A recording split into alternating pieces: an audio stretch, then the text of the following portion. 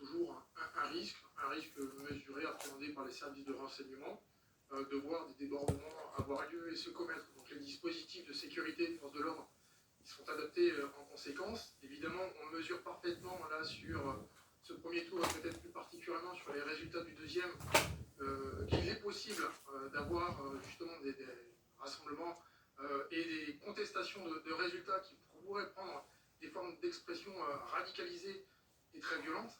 En tout cas, à l'heure où je vous parle, l'ensemble des effectifs est mobilisé. Mes collègues sont mobilisés déjà depuis de très longs mois et sur de nombreux sujets. Ils ont les moyens d'être mobilisés particulièrement sur ces élections. On rappelle le contexte, les JO, la menace terroriste qui est à un niveau très élevé. Gérald Darmanin l'a rappelé. Vous avez les moyens de mettre des moyens justement sur ces élections en particulier. Mais les moyens sont, vous venez de le dire, ils sont absolument partout aujourd'hui. Ils sont absolument sur tous les sujets sociétaux. Et dès qu'il y a un point de difficulté, un mal de la société, c'est aussi à la police qu'on fait appel. Et moi, j'en appelle aussi à travers les propos que j'ai pu entendre dans ce reportage, à la responsabilité d'élus politiques ou de chefs de parti, notamment, je pense au propos de M. Mélenchon, qui, lorsqu'il invoque le droit de rigoler pour commenter une pancarte sur laquelle on en parlait tout à l'heure, on voit écrit « Un flic qui meurt, c'est une voix en moins pour le Rassemblement national », eh bien, il ne faut pas s'étonner derrière de voir des tensions exacerbées. Donc, j'en appelle aussi, moi, à la responsabilité de ces chefs de parti, à condamner fermement, comme nous le faisons au quotidien, ce type de propos,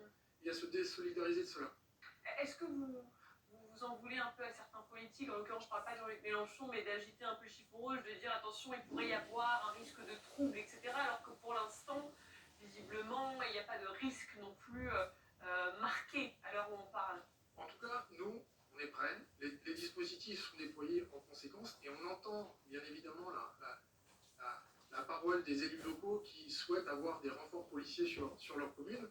Et la police saura répondre présent. Vous savez, les fonctionnaires de police sont extrêmement résilients. Ils seront présents, notamment dans le cadre de ces élections. Ils seront présents pour les Jeux Olympiques. Ils seront prêts à assurer la sécurité de tous les Françaises et les Français.